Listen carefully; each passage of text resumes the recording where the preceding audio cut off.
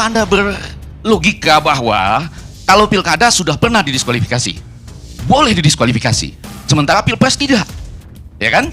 Sementara yang menjembatani orang dari pilkada bisa menuju pilpres itu pemilihan umum yang levelnya pilkada.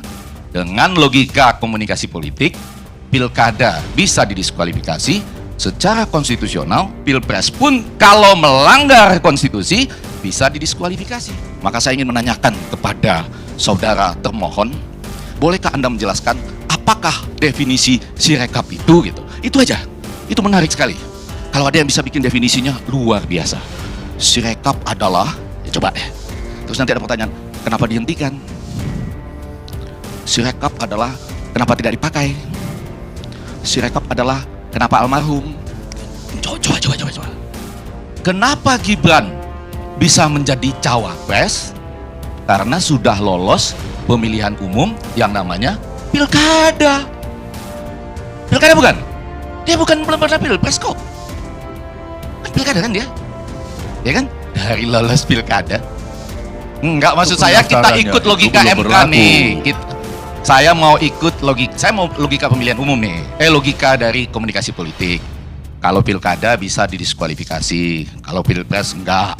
Karena belum pernah terjadi dan karena enggak ada di undang-undang gitu ya, pemilihan umum. Tetapi pengecualian yang dihasilkan dari keputusan MK untuk meloloskan Gibran sampai menjadi cawapres karena syarat dia sudah lulus dari pemilihan umum, yaitu pilkada. Tapi untuk gubernur loh. Nggak tahu lah saya mau gubernur kayak mau bupati kayak, tapi melalui pilkada. Jadi artinya boleh dong, boleh disamakan levelnya. Pilkada bisa diskualifikasi, pilpres juga bisa diskualifikasi. Tapi jangan lupa, pada waktu pendaftaran dia dulu, ini belum berlaku. Gitu loh. Bapak ini ngajak-ngajak saya berkelahi lagi. Padahal yang mau saya sampaikan, memperkuat Bapak dengan mengatakan, kenapa Anda berlogika bahwa kalau pilkada sudah pernah didiskualifikasi, boleh didiskualifikasi, sementara pilpres tidak, ya kan? Sementara yang menjembatani orang dari pilkada bisa menuju pilpres itu pemilihan umum yang levelnya pilkada. Dengan logika komunikasi politik, pilkada bisa didiskualifikasi secara konstitusional, pilpres pun kalau melanggar konstitusi bisa didiskualifikasi karena jembatannya tadi pilkada kok. Hakim-hakim Mahkamah Konstitusi itu mengizinkan siapapun dia pada keputusan nomor 90 itu setelah dia memenangkan pemilihan umum yang adalah pilkada. Itu dua dulu ya. Nah sekarang nanti akan terjadi di MK diskusinya nih. Itulah hebatnya ILC. Balik lagi ya. Poin yang ketiga sekarang ya. Yang ketiganya agak lama penjelasannya, mudah-mudahan saya bikin sangat cepat. TSM, terima kasih penjelasannya tadi dalam konteks Komnas HAM. M-nya memang agak sulit bagi komunikasi politik, seakan-akan M itu masif sama dengan kuantitatif. Tapi kalau TS-nya jelas di komunikasi politik, itu tidak harus kuantitatif. Campur tangan dari seorang presiden, ya, campur tangan dari seorang penguasa, tidak harus dalam bentuk surat, tidak harus dalam bentuk jaringan. Kalau seorang penguasa bisa mengedipkan mata dan seluruhnya bergerak, itu paling sistematis. Itu paling sistematis. Cukup dengan tiung. Itu Putin itu. Apa? Itu Putin. Bisa. Atau Korea Utara. Xi Jinping juga bisa. Tapi ini di Indonesia. Ya, setuju. Indonesia tidak boleh kedip mata. Pak. Betul. Nah, ini yang saya khawatir nih, karena ada pantunnya kalau ini. Kenya, Zimbabwe, Malawi, ya kan? Katanya itu adalah negara yang faktanya negara yang seperti ini, tetapi rasanya masih demokrasi. Kurang lebih begitulah ya. Itu yang tadi kalian bicarakan di MK kan seperti itu. Tapi saya balik. Jadi untuk TS itu sangat kualitatif. Nah, salah satu bentuk yang paling standar untuk komunikasi politik itu adalah pork barrel. Pork barrel paling sederhana. Istilah pork barrel ini sama dengan gentong babi. Ya, gentong babi ini bukan sesuatu yang baru, sejak abad ke-17 adanya, 1863. Ya, gentong babi ini kurang lebih begini ya. Gentong babi itu kata bendanya apa? Gentong apa babi? Enggak, nih DM atau MD ya, kurang lebih begitu. Jadi sebelum ditemukannya refrigerator atau itu apa freezer, jadi orang kalau menyimpan babi itu dalam gentong. Dan itu harus dikasih garam sebanyak-banyaknya gitu ya. Sehingga orang dalam politik itu kurang lebih berkatakan begini, gentong babi itu adalah bagaimana anggaran negara digunakan untuk keperluan kelompok tertentu yang seharusnya tidak demikian, kurang lebih begitu. Ada contohnya jembatan to nowhere di Alaska, kemudian ada juga pembangunan kereta bawah tanah di Boston dan lain-lain. Tapi gentong babi ini terbagi dua. Jadi yang pertama itu segentong-gentongnya, ini artinya anggarannya menjadi begitu besar, atau sebabi-babinya. Sebabi-babi ini artinya dia itu bagaimana garamnya itu dan babinya itu teraduk-aduk sedemikian rupa. Nah, untuk segentong-gentongnya angkanya. Kalau sebabi-babinya saya mau bilang begini pelan-pelan.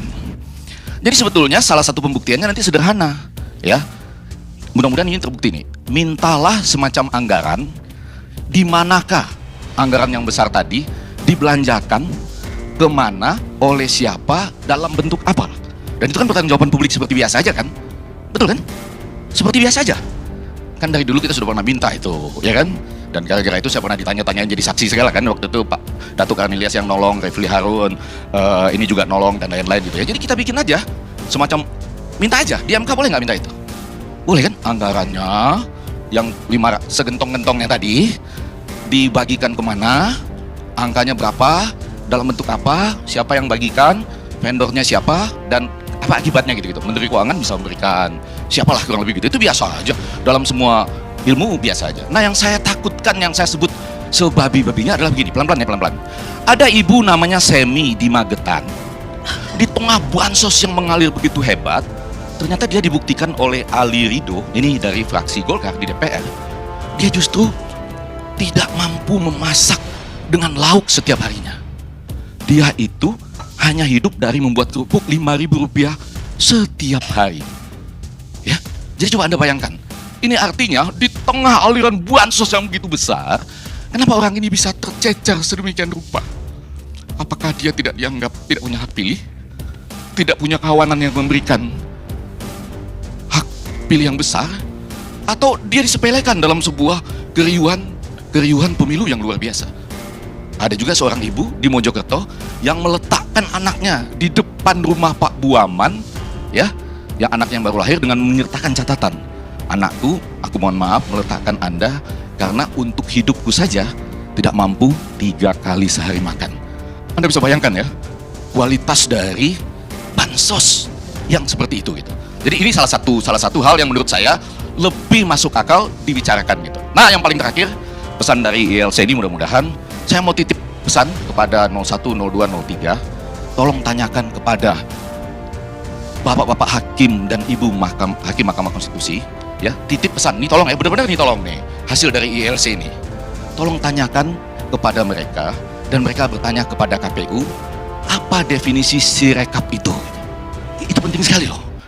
Ya, jadi bapak-bapak dan hakim-hakim Mahkamah Konstitusi atau ibu hakim Mahkamah Konstitusi nanti bertanya, setelah saya mendengar ILC, itulah kurang lebih ya, maka saya ingin menanyakan kepada saudara termohon, bolehkah Anda menjelaskan apakah definisi sirekap itu gitu? Itu aja, itu menarik sekali.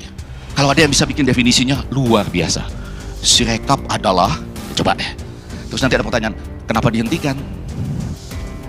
Sirekap adalah kenapa tidak dipakai? Sirekap adalah kenapa almarhum? Coba. Ini luar biasa. Ini luar biasa. Pasti sangat luar biasa. Jadi yang mau saya katakan sebagai penutup, Datuk Karnilias, mudah-mudahan kita memberikan sumbangan yang luar biasa ya, yang praktis-praktis saja. Karena pada ujungnya, terima kasih tadi Natalius Pigai sudah memberikan gambaran ya, apa TSM, bagaimana kehadiran dari para capres 01 dan 03 yang saya rasa ada nilainya mengakui keberadaan 02. Dan pada bagian yang terakhir, saya mau memperbaiki dengan mengatakan, saya bolehlah tetap percaya pada Mahkamah Konstitusi kita. Ya, Datuk Karnilias ya. Apapun keputusannya, terima kasih Natalius Pigai. Karena tadi Tom Perez menyatakan orang itu lebih gampang tersambar petir daripada membongkar, gampang menyaksikan orang tersambar petir daripada membongkar penyimpangan pemilu. Tetapi Tom Perez tidak menyatakan lebih gampang menyaksikan orang tersambar petir daripada membongkar penyimpangan konstitusi.